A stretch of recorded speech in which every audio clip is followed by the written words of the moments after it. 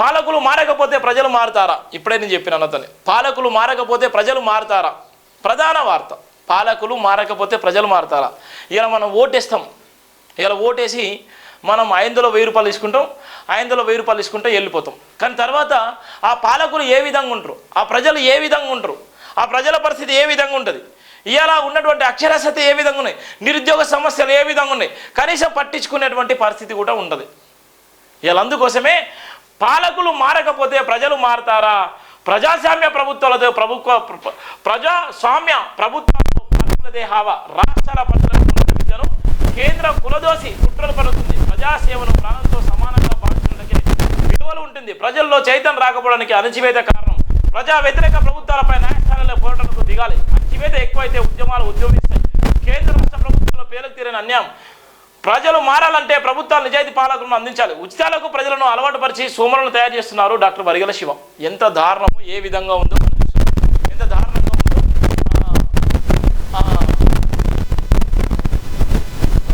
ఎంత దారుణంగా ఉందో మనం చూస్తున్నాం. అందుకోసమే పాలకులు మారకపోతే ప్రజలు మారుతారా అన్నటువంటి ప్రధాన వార్త. పాలకులు మారకపోతే ప్రజలు మారుతారు అంటే ప్రధాన వార్తలో భాగంగా మనతో మాట్లాడడానికి మాకు భారతీయులాగా చెప్పుకునేటువంటి నినాదం ఉంటుంది. దళిత బహుజన మేధావుల్లో మరో భారతీయుడిగా నేను పిలుచుకుంటాను.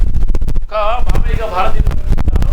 ఆ బాబాయ్ మనతో లైవ్లో జరుగుతున్నాడు. పాలకులు మారకపోతే ప్రజలు మారుతారన్నది ఆ వార్తల నేపథ్యంలోనే రామలింగ బాబు గారు, రండి, వెల్కమ్ బాబాయ్. ఎలా ఉన్నారు బాబు? జై భీమ్. బాగున్నారా? నీకోసమే ప్రత్యేకంగా ఇక మరో భారతీయుడు.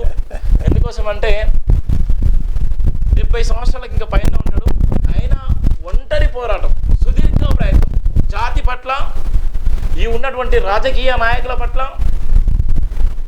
ఉన్నటువంటి బాబాసాహెబ్ అంబేద్కర్ ఆలోచన విధానంలో భాగంగా, బాబు జగ్జీరావు ఆలోచన విధానంగా, కాంశీరామ్ గారి ఆలోచనల విధానంలో భాగంగా అనేకమైనటువంటి ప్రసంగాలు, అనేక మందిని చైతన్యం చేసినటువంటి ఒక గొప్ప మేధావి, ఒక మానవతావాది, ఎవరికి అన్యాయం జరిగినా కూడా ప్రశ్నించేటువంటి గొంతుక, అడుగడుగున అన్యాయం జరిగితే ఏదో రూపకంగా మాట్లాడేటువంటి ఓ పెద్దన్న.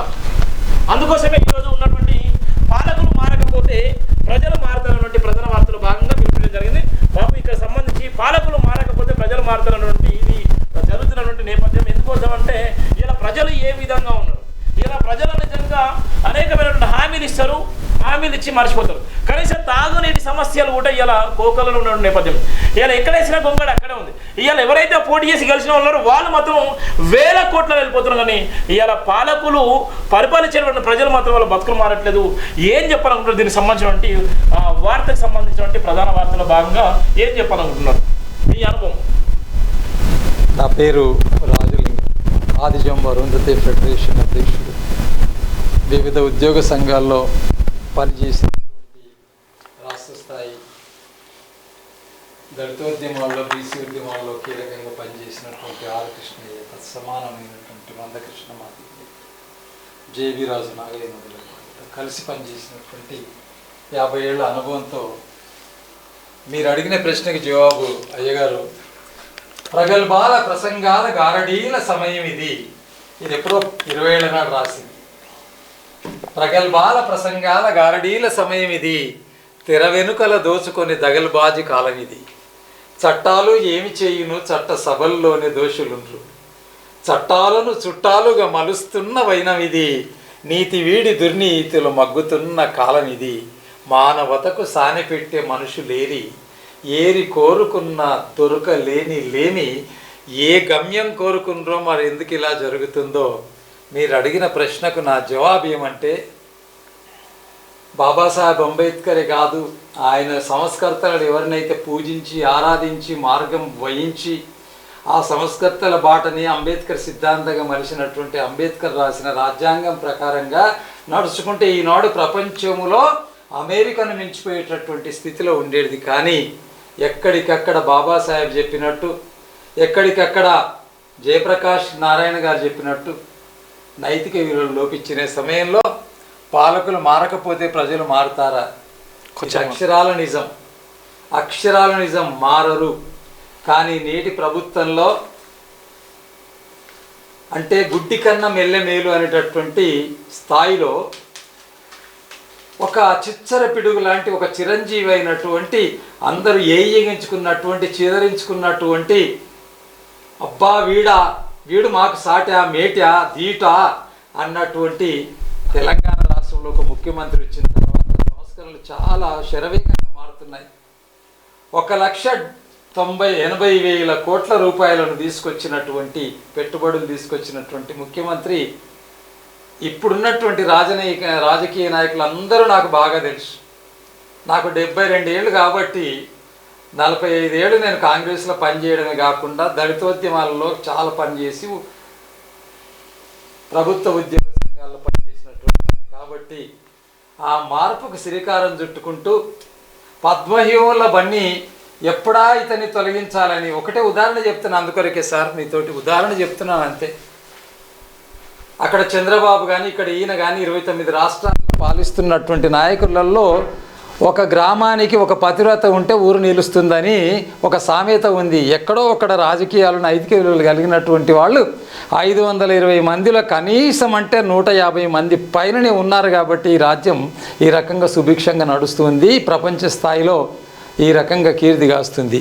కాబట్టి పాలకులలో అవినీతి, లంచగొంటితనం, స్వార్థం నేను విన్నాను, బయట విన్నాను, ఇప్పుడిప్పుడే విన్నాను.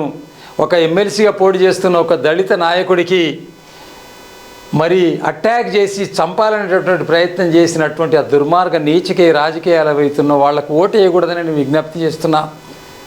ఖచ్చితంగా పట్టభద్రుల సంఘాలలో ఎవరైతే మేధావులు ఉన్నారో, ప్రత్యేకంగా దళిత మేధావులు ఎవరైతే ఉన్నారో కనీసం మీరైనా చాటుకోవాలి, అతనికి అత్యంత మెజారిటీ వేసి గెలిపించాలని, అట్లాంటి నీతి కలిగినటువంటి వాళ్ళను మనం ఎన్నుకుంటేనే బాగుంటుందని మనవి చేసుకుంటూ, అవినీతిమయమైనటువంటి రాజకీయాల్లో ఇప్పుడిప్పుడే మార్పు వస్తున్నటువంటి సందర్భంలో మన ప్రభుత్వంలో యథారాజ తదా ప్రజ సంస్కరణలవాదిగా వస్తున్నటువంటి ముఖ్యమంత్రి గారికి నువ్వు నేను మనమంతా తోడుగా ఉండి నవశకంలో తెలంగాణ నడిచే విధంగా మార్చుకోవడంలో వారు కూడా పెద్దల యొక్క సలహాలు తీసుకోవాలి, మేధావుల సలహాలు తీసుకోవాలి, కుల సంఘాల తీసుకోవాలి, నిష్పక్షపాతంగా ఇంటెలిజెన్స్ రిపోర్ట్స్తో ఎవరు గొప్పవాళ్ళు, ఎవరు మంచివాళ్ళు, ఎవరు చెవడాలు దగ్గర తీసుకొని ఈ పాలకులు మారకపోతే ప్రజలు మారతారా అనే క్వశ్చన్ మార్క్కి చిరంజీవి అయినటువంటి ముఖ్యమంత్రి రేవంత్ రెడ్డి గారు శ్రీకారం చుట్టి గత మంచి పాలకులను జ్ఞాపకం చేయాలని విజ్ఞప్తి చేసుకుంటూ, అవినీతిమయ రాజ్యం ఏలుతున్నటువంటి సందర్భంలో ఎక్కడికక్కడ ప్రక్షాళన దిశగా పయనించాలని, అన్ని రంగాల్లో వృద్ధి చెందే విధానంలో, రక్ష చేసే విధానంలో అన్ని రంగాల్లో మీరు పట్టు సాధించాలని భగవంతుని కోరుకుంటూ ఇట్లాంటి నాయకులు కావాలని విజ్ఞప్తి చేసుకుంటూ, బోయ వాల్మీకిలాగా పాలకులు మారాలి. నీవు తప్పు చేసినా తప్పును సవరించుకునే దమ్ము నీకుండాలి, శక్తి నీకుండాలి, చెప్పే దమ్ము ఉండాలి, ఆ సామర్థ్యం ఉండాలి. అట్లాంటి సామర్థ్యం ఉన్నటువంటి నాయకుడు తెలంగాణ రావడంలో నేను అభినందిస్తూ, పట్టభద్రుడైన పోటీ చేసినటువంటి శ్రీనివాస్ గారి మీద ఏదైతే జరిగిందో దాని మీద ఖచ్చితంగా మీరు ఒకవేళ మన పార్టీ నుంచి కూడా ఒకవేళ పోటీ చేసినా ఖచ్చితంగా క్రిమినల్ చర్యలు తీసుకోవాలి ఆ రెడ్డి మీద అని చెప్పి నేను మనవి చేసుకుంటూ, అవినీతిమయ పాలనలో మరి జై భీమ్ టీవీ నిలబడినటువంటి తీరేదైతే ఉన్నదో, జై భీమ్ టీవీ అంటే అంబేద్కర్ సిద్ధాంతంలో పునీతం కావాలని సొంత అన్నదమ్ములు 24 గంటలు పనిచేస్తూ, తమ్ముడు మ్యారేజ్ కాకుండా అన్న మ్యారేజ్ అయ్యి రాత్రి 2:30-3 గంటల వరకు పనిచేస్తున్న ఈ సందర్భంలో డాక్టర్ బరిగెల శివ మనకు సాక్ష్యం అని మనవి చేసుకుంటూ, అదే విధానంలో ఇంకొక లింగయ్య అని ఉన్నారు, ఒక 10-15 మంది దళిత టీవీ ఛానల్స్ ఏర్పాటు చేసినటువంటి వాళ్ళు ఉన్నారు. కానీ భారతదేశ స్థాయిలో జై భీమ్ టీవీ స్థాపించి, ఒక పత్రిక స్థాపించి, అనర్గళమైన భాషా ప్రావీణ్యంతో లోనికి సొచ్చుకెళ్ళి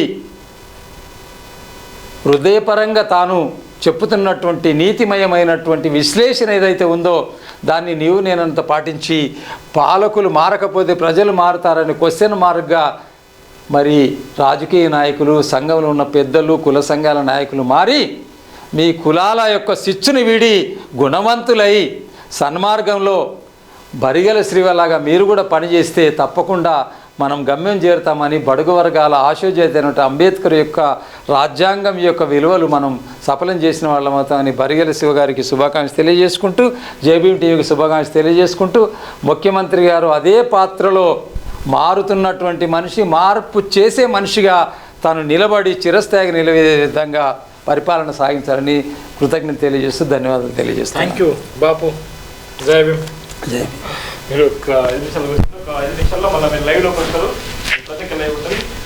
భారతదేశంలోని అన్ని రాష్ట్రాల్లో పాలకులు తీరు ప్రజా వ్యతిరేకతను పాటిస్తుండడం తీవ్రంగా పరిగణించిన విషయమని డాక్టర్ బర్గల పేర్కొన్నారు. ప్రజా వ్యతిరేకత ప్రభుత్వాల పట్ల కొనసాగుతున్న ఉద్యమాలను అణచివేయడం వల్ల ప్రజల్లో చైతన్యం రాకపోవడానికి ప్రధాన కారణం. ప్రభుత్వాలు ఏర్పడుకు సామాన్య ప్రజల ఓటు ముఖ్యమో ప్రభుత్వాలు గుర్తించకపోవడం అప్రసారమన్నారు. ఎన్నికల ముందు ప్రజలకు ఆచరణ సాధ్యం కాని హామీలను ప్రకటించి ప్రజలను మభ్యపెడుతూ ఎన్నికల్లో గట్టెక్కడం రాజకీయ నాయకులకు అలవాటుగా మారిపోయిందన్నారు. ప్రభుత్వాలపై తిరుగుబడతానని ప్రదర్శిస్తున్న ఉద్యమకారులు, మేధావులను, పండితులను, ప్రజలను ఎక్కడికక్కడ అణచివేస్తూ ప్రభుత్వాల పరిధిలో ఆయా వర్గాలు దిగ్బంధించి కట్టడియడం వల్ల ప్రజల్లో చైతన్యం కొరవడిందన్నారు. ప్రజలు మారకపోవడానికి ఉచితాలే కారణమని వాటిని అనేక ఏర్పరిచి ప్రభుత్వాలను అప్పుల్లోకి నెట్టివేయడం ఆయా ప్రభుత్వాల పాలన అసమర్థ నాయకుల తీరు కనిపిస్తుందన్నారు. ప్రభుత్వాల అధికారం కోసం ప్రజలను మోసగించడం అన్ని పార్టీలకు అలవాటైన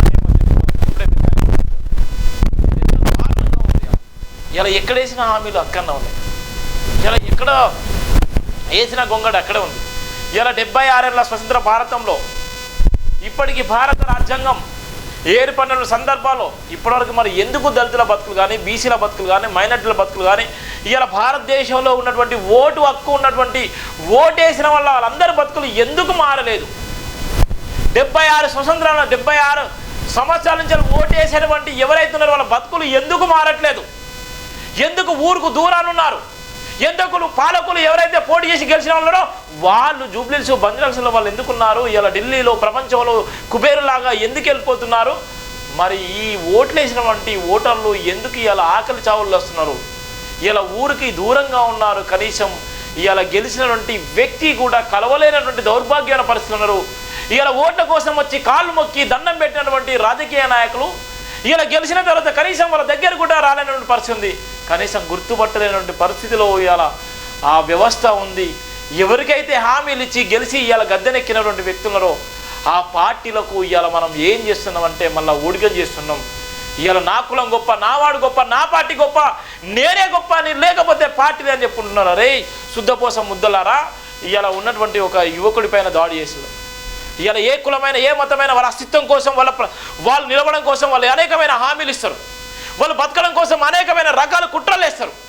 కానీ ప్రజలు మాత్రం అక్కడనే ఉన్నారు. ప్రజలు ఇలా ఆ ఇచ్చేటువంటి ఉచిత హామీల వల్లనే, ఆ ఉచిత హామీలకు అలవడబడి వాళ్ళ జీవితాన్ని అక్కడనే దానితోనే అక్కడనే సరిపెట్టుకొని కనీసం చదివించాల్సిన బాధ్యత పిల్లలపైన ఉన్నప్పుడు కూడా చదివించలేనటువంటి దౌర్భాగ్యమైన పరిస్థితులు గవర్నమెంట్ స్కూళ్ళకి వెళ్ళేటువంటి పరిస్థితి ఉంది. ఎంత దారుణం జరుగుతుంది, ఏ విధంగా జరుగుతుందో చెప్పడానికి ఇది ఒక ప్రధాన వార్తగా చెప్పినాం. అందుకోసమే పాలకులు మారకపోతే ప్రజలు మారుతారన్నటువంటి ప్రధాన వార్త కూడా చాలా అంటే చాలా ఎందుకోసం అంటే ప్రజల దగ్గర ప్రభుత్వాలు ఏ విధంగా చూసినటువంటి నేపథ్యంలో రాసిన ప్రధాన వార్త.